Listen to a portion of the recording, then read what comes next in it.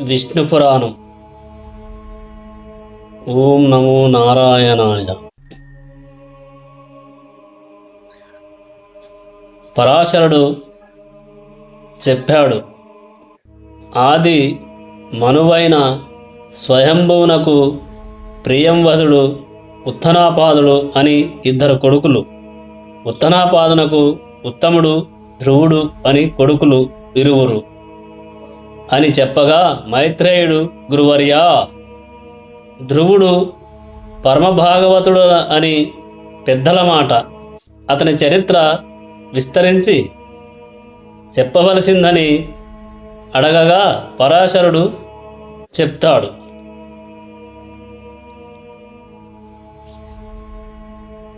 ధ్రువ చరిత్ర.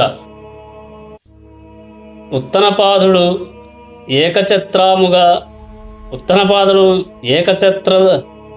ఏకఛత్రముగా భూమి నేలుతూ శత్రురాజుల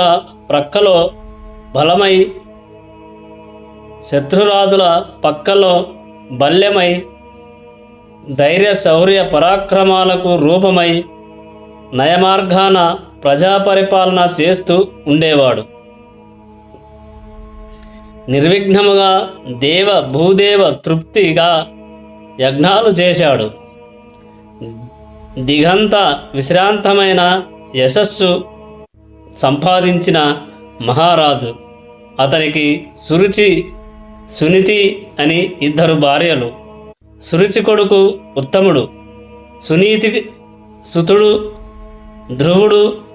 ఇద్దరు సోదరులు, సమాన రూపరేఖ విలాసాలు, విద్యా వివేకాలు కలవారై పెరుగుతూ ఉండగా, ఒకనాడు ఉత్తనపాదుడు నిండు కొలువులో సింహాసనాసీనుడై ఉత్తముణ్ణి అంకముపై ఉంచుకొని ముచ్చటలాడుతుండగా, ధ్రువుడు వచ్చి తండ్రి తొడ మీద కూర్చుండడానికి సింహాసనం వద్ద నిలిచి చెయ్యి చాచాడు. ఆ సమయంలో సవతి తల్లి సురుచి సభామర్యాదను పాటించక సవతి మచ్చరముతో ధ్రువుణ్ణి వారించి నీరసంగా చూసి, ఆగు, ఈ సింహాసనం ఎక్కడానికి నా కొడుకు అర్హుడు గాని నువ్వు కావు. ఈ రాజుకి నేను ప్రియపత్నిని, సిరి సంపద ఐశ్వర్యం అంతా నాది. నీ తల్లి నా సవతిగా ఉండడానికి ఏదో అదృష్టం, అంతే. నా దగ్గరకు వచ్చి ఏదో వాగుతూ ఉంటుంది. నేనా మాటలు లక్ష్య పెట్టను. ఈ సింహాసనం ఎక్కడానికి నా కొడుకు ఉత్తముడు, తగినవాడు. నీకు అలాంటి ఉత్తమత్వం ఉంటే ఆ అదృష్టం నీకు కలుగుతుంది. ఊరక చెయ్యి చాస్తే ఆ అదృష్టం పట్టుతుందా ఓరా అని చెయ్యి పట్టుకొని వెనక్కు నెట్టి వీపు మీద చరించింది. ధ్రువుడు చెమ్మగిల్లిన కనులతో బిరబిరా నడిచి తల్లి వద్దకు వెళ్ళి, పెద్ద తల్లి చేసిన పని తండ్రి ఉపేక్ష ఏడుస్తూ చెప్పాడు. ఆ ముద్దురాలు పైట చెరుగుతో కొడుకు కన్నీళ్లు తుడిచి అల్లనల్లన ఓదార్చి ఏడుపు మానిపించి నీరు గమ్మిన తన కళ్ళు అరచేతులతో ఒత్తుకొని సన్నని కంఠస్వరంతో అన్నది, నాయనా సురుచి, అనినదంతా నిజం. రాజు దానిపై ప్రాణాలు నిలిపి ఉన్నవాడు కనుక దాని కొడుకుకి ఆ మన్నన కలుగుతుంది. ఆ పద్ధతిలో మనకి అంత చనువు ఎలా ఉంటుంది? ఇది సౌభాగ్యవతి కనుక దానికి దాని కొడుకుకి రాజు వల్ల మన్నన కలుగుతుంది. మనం మందభాగ్యులం, మనకా రాజు వల్ల మన్నన ఎలా కలుగుతుంది? ఇక ఆ సురుచి కొడుకు రాజై పరిపాలన చేసే సమయం వస్తే నువ్వు వాని అడుగులకు మడుగులొత్తుతూ బతకవలసి వస్తుంది. అలాంటి దౌర్భాగ్యానికి నువ్వు తల ఒగ్గితే నా కడుపున పుట్టిన ఫలితం నాకేమి దక్కుతుంది? అని కంఠనీరు కార్చిన తల్లిని చూసి ఓదార్చి ధ్రువుడన్నాడు, అమ్మా, విచారించకు. ఆ ఉత్తముడు రాజై రాజ్యం ఏలని ఈ రాజుకి ఈ రాజ్యం సిరి సంపద ఇచ్చిన వాడు మనకి ఇవ్వడా? ఇదిగో నా మాట విను. అన్న వల్ల ఇప్పటి రాజు పొందిన రాజ్యభోగాలు క్షణికములు. అలాంటి ఐశ్వర్యం నాకు అక్కరలేదు. ఆ దేవతలకు పైన ఉండే పదమందు సూర్యచంద్రులు వెలుగుతున్నంత కాలం నేను ఉండడానికి సంకల్పించాను. ఒక్కటే నా ప్రతిజ్ఞ అని తల్లిని ఓదార్చి ఆ చిన్న బాలుడు ధ్రువుడు ఎలాంటి విచారం లేక తపస్సు చేసే సంకల్పం తల్లికి చెప్పి నగరం నుంచి బయలుదేరినాడు. నగరం వెడలి సమీపాన ఉన్న ఉద్యానవనంలో కృష్ణ జీనములపై ఆసీనులై ఉన్న సప్తఋషులను చూసి నమస్కరించగా వారు అన్నారు, ఎక్కడ నుండి వస్తున్నావు? ఎవరు నువ్వు? నీ పేరు ఏమి? ఒంటరిగా ఎందుకిలా వచ్చావు? నేను ఉత్తనాపాదుడనే రాజు కొడుకును. నా పేరు ధ్రువుడు. తపస్సు చేయాలని ఇలా వచ్చాను.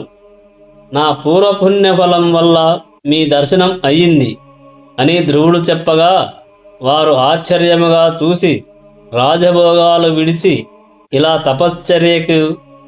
తపశ్చర్యకి నిశ్చయించుకున్నావా? ఏమి కారణం?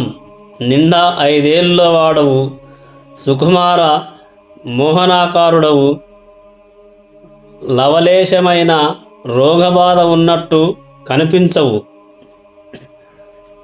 తల్లిదండ్రులు సజీవులై ఉన్నవాడవు. ఇలాంటి నువ్వు కష్టసాధ్యమైన తపస్సుకి దిగడమేమిటి?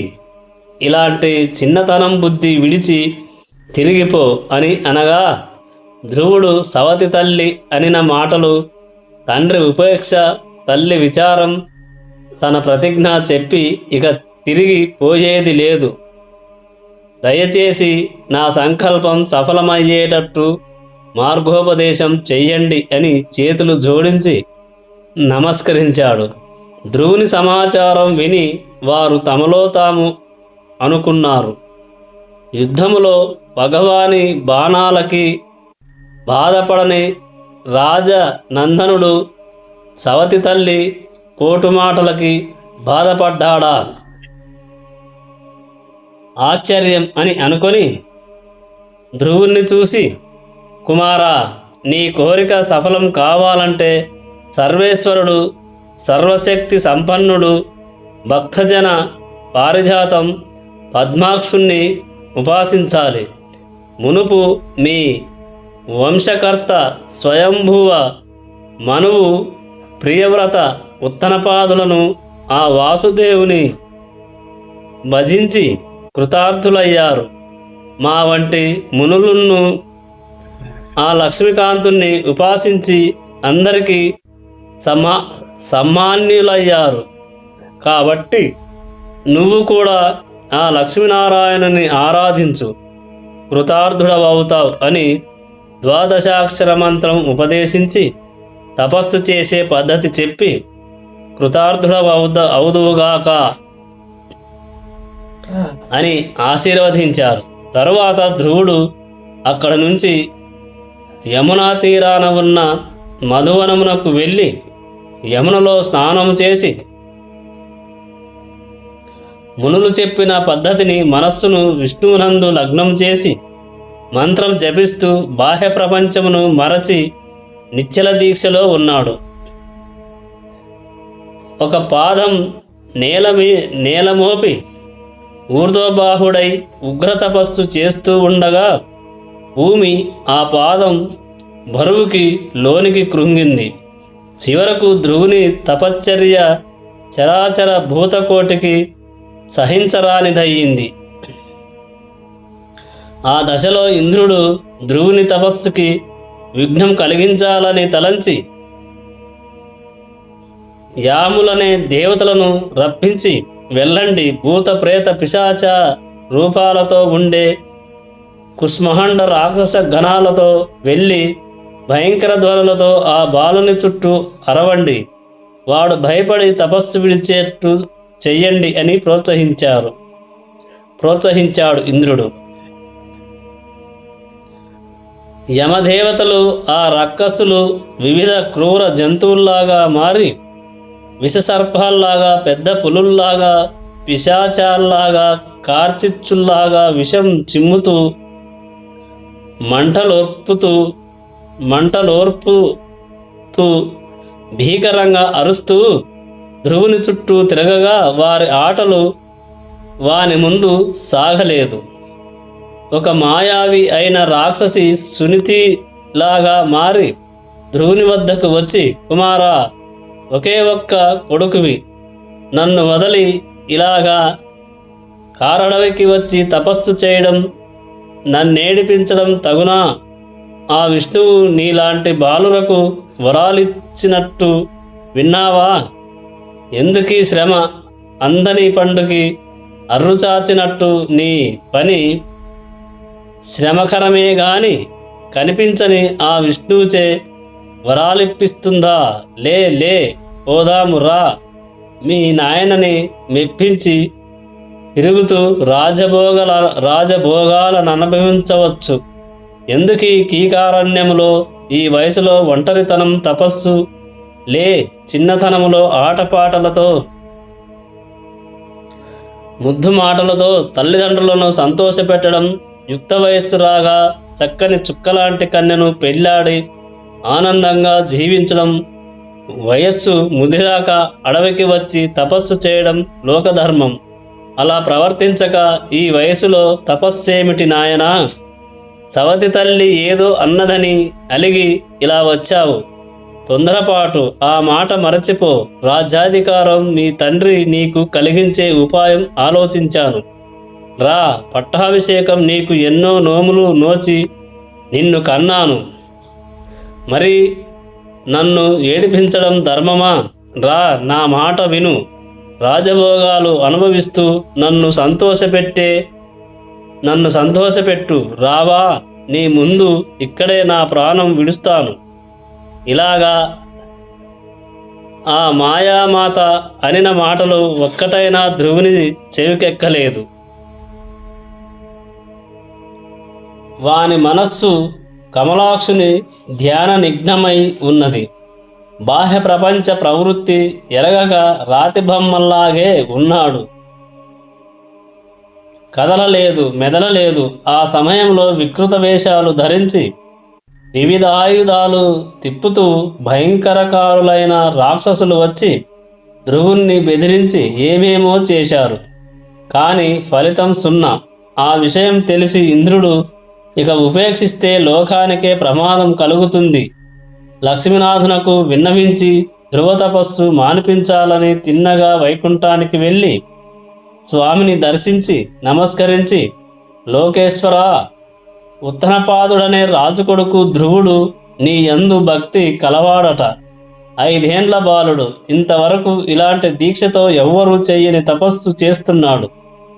మానిపించాలని ఏవేవో పనులు చేస్తాను, ఫలించలేదు.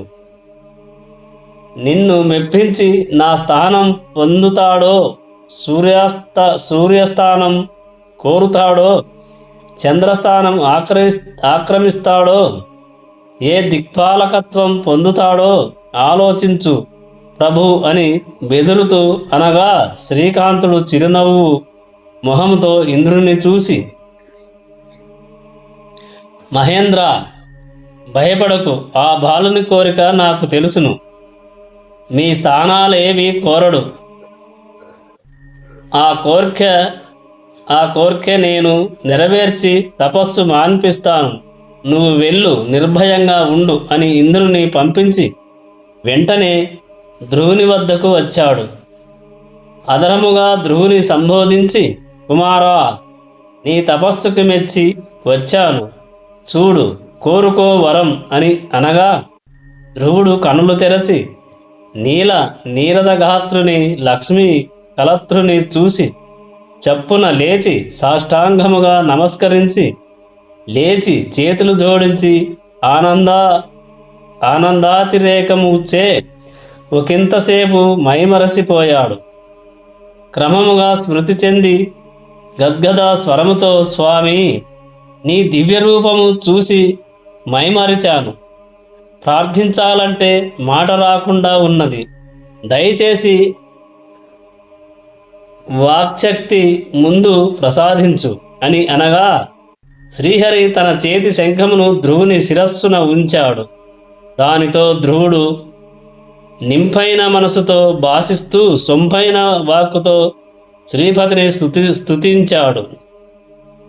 శ్రీ రమాకలాత్ర సరోజనేత్ర దివ్యరూప నిగమాంతర హస్య కళాకలాప యోగి మానసరాజ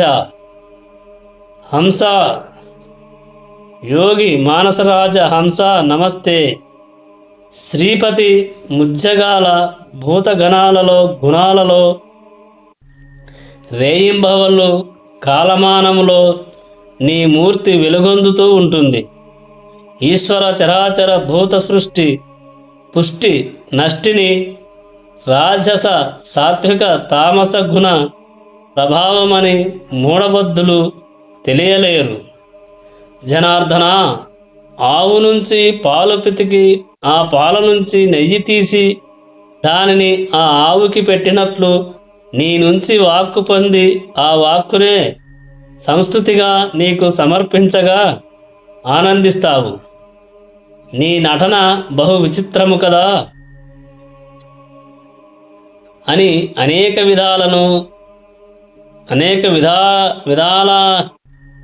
విధాలను స్తుతించగా సంతసించి శ్రీకాంతుడు, నీ ఆరాధనకు స్తుతికి సంతోషించాను.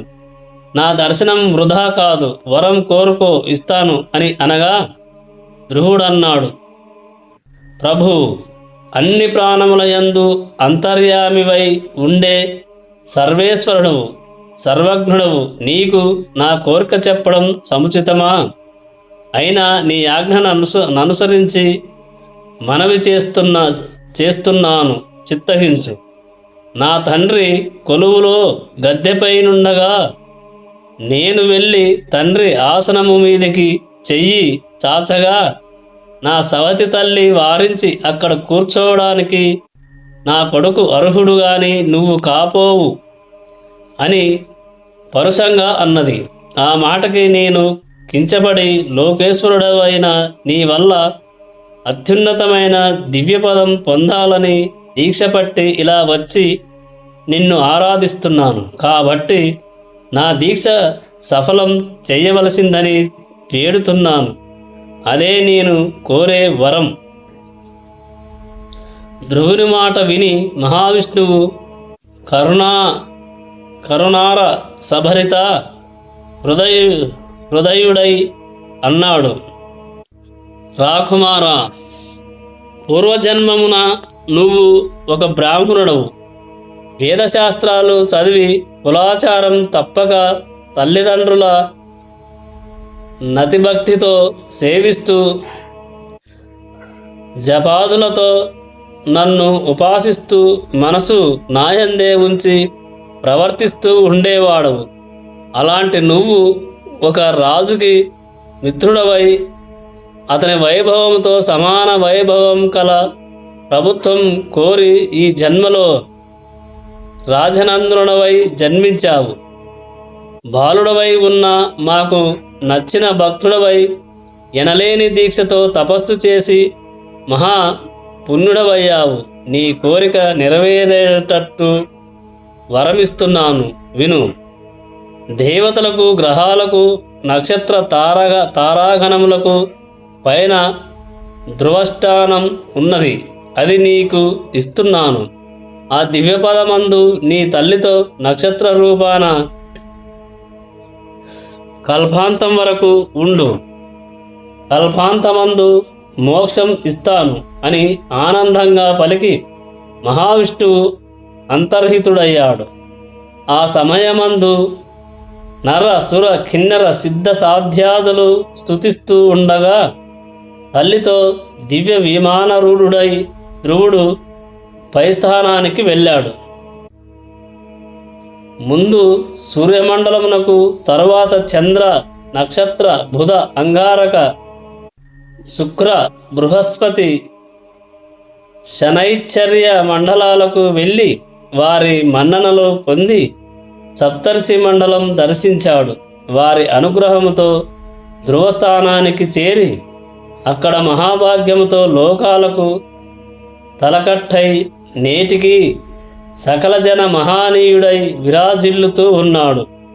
ఈ ధ్రువ చరిత్ర చదివినవారు, విన్నవారు యశస్ఫూర్తితో సకుటుంబముగా సుస్థిర నివాసులై శ్రీమంతులై రాణిస్తారు. ఆ ధ్రువునకు శంభువు అనే భార్యయందు శిష్టి, భవ్యుడు అని 2 కొడుకులు. శిష్టికి సుఛాయ అనే భార్యయందు రిపుడు, రిపుంజయుడు, విప్రుడు, వృఖలుడు, వృఖతేజుడు అని 5 కొడుకులు. రిపునకు బృహస్పతి యందు చాక్షుషుడు, వానికి పుష్కరిణి యందు చాక్షుష మనువు పుట్టాడు. వానికి సడ్వలయందు ఊరుడు, పూరుడు, శతధుమ్నుడు, తపస్వి, సత్యవాక్కు, శుచి, అగ్నిష్టోముడు, అతిరాత్రుడు, సుద్యుమ్నుడు, అభిమన్యుడు అని 10 మంది కొడుకులు పుట్టారు.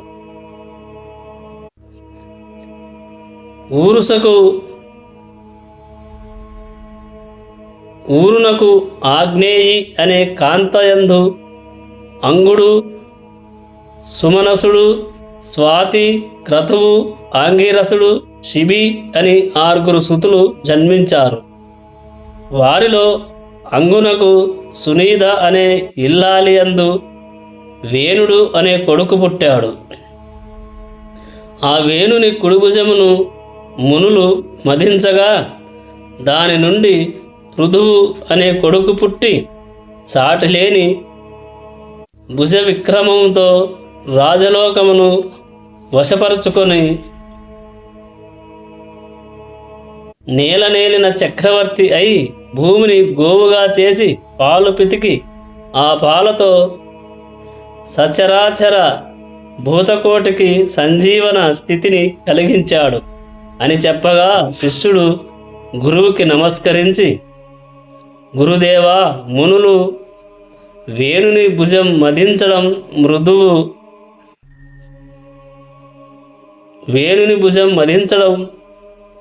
పృథువు జన్మించడం, ఆ రాజు భూమిని ఆవును చేసి పితకడం, ఈ విషయం విస్తరించి చెప్పవలసిందని అడగగా పరాశరుడు చెప్తాడు.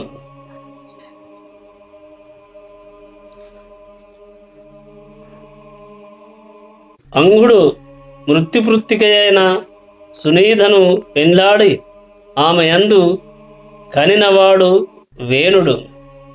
వానికి పట్టం కట్టి భార్యతో సహా తపశ్చర్యకై వనవాసి అయ్యాడు.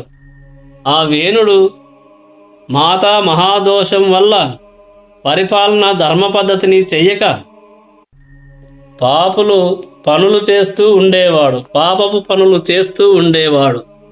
తాత ముత్తాతల నాటి అగ్రహారాలలో పన్నులు వసూలు చేస్తూ బ్రాహ్మణులను బాధించడం, న్యాయ పద్ధతికి విరుద్ధముగా ధనార్జన చేస్తూ దానిని దుర్వినియోగం చెయ్యడం, వేదవేత్తలైన విద్వాంసులు జీవితాలకు వేడి కలిగించి రాష్ట్రం నుంచి వెడలగొట్టడం, శుభప్రదమైన ఆస్తిక పద్ధతిని విడిచి పాషాండమతం అవలంబించడం, జారచోరులను దురాచారులను ఆదరించి పోషిస్తూ ఉండడం, అసత్యమాడడం, ధర్మ మార్గాన నడిచేవారిని క్రూరంగా శిక్షించి ఏడిపించడం, పనిపట్టి సాధువులను బాధించడం వేణుని నిత్యకృత్యాలు.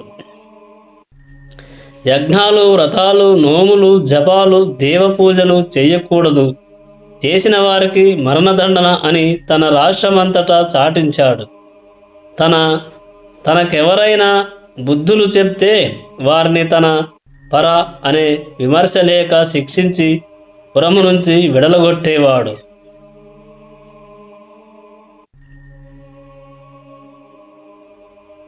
ఇలాంటి వేణుని దుష్ట పరతికి ఫలితం అనావృష్టి, పాడి పంట ఏష్యమైపోయాయి. ప్రజలు అన్నపానీయాలకు అలమటిస్తూ దిక్కులేని వారయ్యారు. ఆ దశలో మునులు ఆలోచించి వానికి సద్బుద్ధి చెప్పి దారికి తీసుకురావాలని సంకల్పించి వెళ్ళి పూర్వరాజుల చరిత్రలు చెప్పి అలాంటి వారి వంశంలో పుట్టి వారిలాగా ప్రవర్తించగా దుర్మార్గాన ప్రవర్తిస్తూ ప్రజలను కూడా గుడ్డలేని దుర్దశకి తేవడం మంచిది కాదు రాజా. మునులను చంపడం, వేదాలను దూషించడం, దేవాలయాలను పడగొట్టడం, బ్రాహ్మణులను ఏడిపించడం రాజధర్మమా? యజ్ఞాలు చేస్తే దేవతలు సంతోషిస్తారు. వారి సంతోషం వాన కురిపిస్తుంది. దానితో భూమి సస్యశ్యామలం అవుతుంది. ప్రజలు పాడి పంటలతో సుఖజీవనులవుతారు. ఇప్పటి నీ ప్రవృత్తి వల్ల దేశం దుర్భిక్షమునకు గురి అయి భూతకోటికి దినదిన గండమయ్యింది. మళ్ళీ చెప్తున్నాము, మీ పూర్వుల మార్గాన ప్రవర్తించు అని బోధించగా కోపంతో కొరకొరలాడుతూ వేణుడు మునులను చూసి, ఆపండి మీ పేలాపన, నాకన్నా మిన్నగా చెప్పదగినవాడు లోకంలో ఎవడున్నాడు? విష్ణువును నాకన్నా అధికుడుగా చెప్తున్నారే, మీకన్నా పిచ్చివాళ్ళుంటారా? బ్రహ్మ, విష్ణు, మహేశ్వరులు అంశలు ఉన్నవాడను నేను. కాబట్టి యజ్ఞాలు, యాగాలు అనేవి మరి చెయ్యనక్కర లేదని శాసించాను. పతిసేవ ఇల్లాలికి పరధర్మం, అలాగే నా ఆజ్ఞ అందరికీ అనుసరణీయం అని అనగా మునులు శాంతించి అల్లనల్లన ఏమేమో బోధించారు. కానీ వేణుడు వినలేదు. పైగా దేవతానింద పాట పాడుతూనే ఉన్నాడు. వాని వికృత పద్ధతిని భరించలేకపోయారు. కరుణోపయోనిధిని, పద్మాక్షుణ్ణి, శ్రీహరిని నిందిస్తున్న ఈ పాపాత్ముని తుదముట్టించి ధర్మ సంరక్షణ చేసి ప్రజలను కాపాడాలి అని నిశ్చయించుకొని దర్భలు పట్టుకొని మరణ మంత్రాలు పలుకుతూ ఆ దర్భలను వేణుని మీదికి విసిరారు. తీవ్రాగ్ని జ్వాలలు చిమ్ముతూ ఆ దర్భలు నిశిత శరములై వారిని తాకగానే వేణుడు దబ్బున కిందపడి కన్ను మూశాడు. వాని శరీరమును తైలపాకం చేయించి మంత్రులకప్పగించి భూపరిపాలన చేస్తూ ఉండండన్నారు. మంత్రులు ఏమీ అనలేక ఊరకున్నారు. ఇక ఏముంది, పరిపాలకుడు లేడు. దొంగ మూకలుగా ఊళ్ళపై పడి బ్రాహ్మణులను చావగొట్టుతూ సిరి సంపదలను హరింపసాగగా ఆ బ్రాహ్మణులు కుయ్యో మర్రో అని ఏడుస్తూ వచ్చారు. అరాజకం పద్ధతి అలా ఉంటుందని వేరే చెప్పనక్కర్లేదు. మునులు బ్రాహ్మణులను చూసి జాలిపడి ఓదార్చి వేణుని ఊరు భాగమును మదించారు. ఆ భాగము నుండి భయంకర వికృతాకారుడొక్కడు బయలుపడి నన్నేమి చేయమన్నారని హుంకరిస్తూ అడిగాడు. అనుకున్నదొకటి, జరిగినదొకటి. వీడు ప్రశాంతంగా పరిపాలన చెయ్యడని మునులు ఆలోచించి, నువ్వు వింధ్య పర్వత ప్రాంతాన ఉండి మ్లేచ్ఛ కిరాత జాతులకు అధిపతివై ఉండు అని నియమించగా వాడు సుడిగాలిలాగా తిరుగుతూ ఎగిరి వెళ్ళిపోయాడు. తర్వాత మునులు ఈ వేణునిలో ఉన్న పాపం అనిషాధ రూపంలో వెళ్ళిపోయిందని సంతోషించి ఉదాత్తాను దత్తాస్వరిత పద్ధతిని వేదమంత్రాలు ఉచ్చరిస్తూ వేణుని కుడిభుజం మదించారు. ఆ మదనం ఫలితముగా సాటిలేని భుజబలం, దివ్య తేజస్సు, సులక్షణ లక్షితమైన అంగ సౌష్ఠవం కలవాడై విష్ణువు అంశలో ఒక బాలుడు పుట్టాడు. వానిని చూసి మునులు ఆనందించి, ఈ బాలుడు ధరణికి తగిన పతి అని ఏకవాక్కుగా వానికి పృథువు అని నామకరణం చేశారు. ఆ సమయంలో దివి నుంచి పుష్పవర్షం కురిసింది. దేవదుందుబులు మోశాయి. దేవగణాలు అభినందించారు. అలా పుట్టిన పృథువు యువకుడై మహానీయ మహిమ కలవాడై విరాజిల్లుతూ ఉన్నాడు. అలా ఉండగా దేవలోకం నుంచి విశిష్ట తేజస్సు గల ఖడ్గం, ధనస్సు, అక్షయ బాణ, పూనిరములు, 2 వజ్రకవచం యుద్ధ సాధనాలుగా వచ్చాయి. ధర్మానికి మగరూపమైన మంచి కొడుకు కలగడం వల్ల వేణుడు పుణ్యస్థానానికి చేరాడు. మునులు పరమానందభరితులై గంగానది పుణ్యనదుల నుంచి, సముద్రాల నుంచి నీరు సువర్ణ పాత్రాలతో తెచ్చి పృథువునకు అభిషేకం చేశారు. దేవగణాలతో బ్రహ్మ వచ్చి శుభముహూర్తాన పృథువుకి ధరాధిపతిగా పట్టం కట్టి చక్రవర్తిని చేశాడు. విష్ణు చక్రం వచ్చి పృథువు దక్షిణ హస్తమునకు దివ్యాభరణముగా ప్రకాశించింది. దానిని చూసి బ్రహ్మ చక్రవర్తిగా పృథువును చెప్పి అభినందించాడు. ఆ విధముగా పృథువు చక్రవర్తి అయి ధర్మమూర్తిగా సుర నర ప్రశంసను పొంది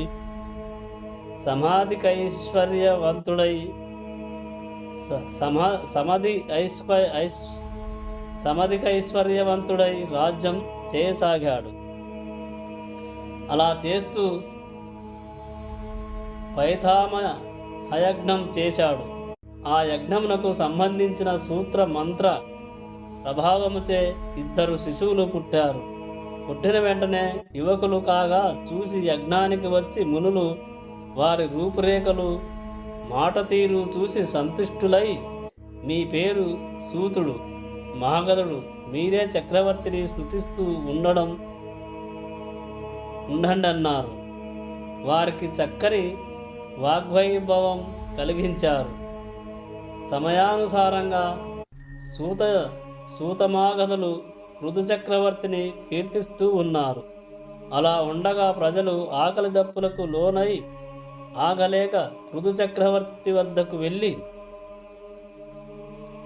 మహారాజా, ధర్మనష్టం, దానివల్ల అనావృష్టి, దాని మూలాన పాడి పంటలు నశించాయి, సస్యములు ఓషధులు జీర్ణములై చెడిపోయాయి. ఇలా ఆకలి దప్పులకు చిక్కి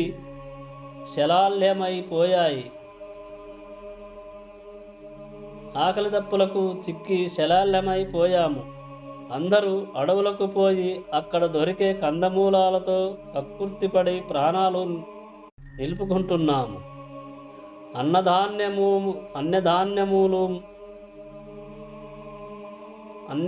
అన్నం ధాన్యమూలములు అందరికీ ఆధారం.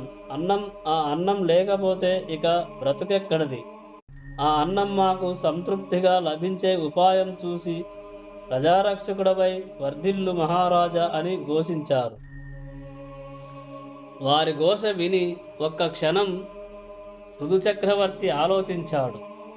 సస్యనాశనం చేసి ప్రజలకు కరువు కలిగించిన ఆ భూమిని హతమారుస్తాను అని దిగ్గున లేచి విల్లందుకుని బాణం సంధించాడు. ఇక ప్రయోగించడమే తడవు. భూమి అదిరి గోరూపం ధరించి బ్రహ్మ దగ్గరకు వెళ్ళాలని పరుగెత్తుతుండగా చక్రవర్తి వెంట వెళుతూ నువ్వు ఎక్కడకు వెళ్ళినా సరే నా బాణానికి గురికాక తప్పదు అని గట్టిగా అనగా భూమి, రాజా, స్త్రీవధ పాపం అని నీకు తెలియదా? కాగా నన్ను చంపితే ప్రజల స్థితి ఏమి? నీవు పాలించేది ఎలాగా ఆలోచించవా? ప్రజలకు తిండి లేకుండా చేసిన దుర్మార్గురాలు అందరినీ కాపాడడానికి నిన్ను చంపడం పుణ్యమే గాని పాపం కాదు. వారి స్థితి తరువాత చూస్తాను. దైవబలం సమృద్ధిగా ఉన్నవాడను నేను. వారిని సుఖంగా పాలించడం నాకు కష్టం కాదు. సరే, ఒక ఉపాయం చెప్తాను విను. దానివల్ల ప్రజా సంరక్షణ జరుగుతుంది. సస్యస్యాలు ఔషధులు నాలో జీర్ణములై ఉన్నాయి. ఇప్పుడు గోరూపాన ఉన్న నాకు ఒక దూడను కలిగించు. అది తాగే సమయంలో ఔషధాలు సస్యస్యాలు ఆవిర్భవిస్తాయి. ఆ ప్రయత్నం చెయ్యి అని భూదేవి చక్రవర్తితో చెప్పింది. చక్రవర్తి భూదేవి మాటలు విన్నాడు. సరే అన్నాడు. స్వయంభవును దూడగా కల్పించి తానే పితికాడు. ఏకధారగా పాలు కురిశాయి. అవి నేలపై పడగానే సస్యశ్యములు మంత్రించినట్టు నూతన శోభతో పైకి లేచాయి. ఎక్కడ చూసినా భూమి సస్యశ్యామలమై కనుపండుగగా ఉన్నది. ఆ పాలతో దేవ, దైత్య, కిన్నరాదులకు, మృగాలకు, మానవులకు సమృద్ధిగా వారికి కావలసిన ఆహారం సమకూరింది. అలాగా భూమిని మళ్ళీ యథాపూర్వ రూపానికి తెచ్చి నరసుర రంజనముగా పృథు చక్రవర్తి పరిపాలన చిరకాలం చేశాడు. ఆ సత్క్రియ వలన భూమికి ఆ చక్రవర్తి పేరుతో పృథివీ అనే పేరు వచ్చింది. ఈ పృథు చక్రవర్తి కథ విన్నవారికి ఎలాంటి పాపము అంటదు. తేజస్సు సమృద్ధిగా, సిరి సంపదలు, సుఖ సంతోషాలు, కీర్తి, ఆయురారోగ్యాభివృద్ధి, అశ్వమేధ యాగం చేసిన ఫలము ఆ మహావిష్ణువు ప్రసాదిస్తాడు. ఆ పృథు చక్రవర్తికి అంతర్ధి, వార్ధి అని ఇద్దరు కొడుకులు. వారిలో అంతర్ధికి శిఖండియను భార్యయందు వారిర్ధానుడు అనే కొడుకు పుట్టాడు. వానికి అగ్ని వలన పుట్టిన దిశన అనే కాంతయందు ఒక కొడుకు కలిగాడు. ఇక మిగతాది రేపటి వీడియోలో తెలుసుకుందాం. ఓం నమో నారాయణాయ. జై శ్రీరామ్.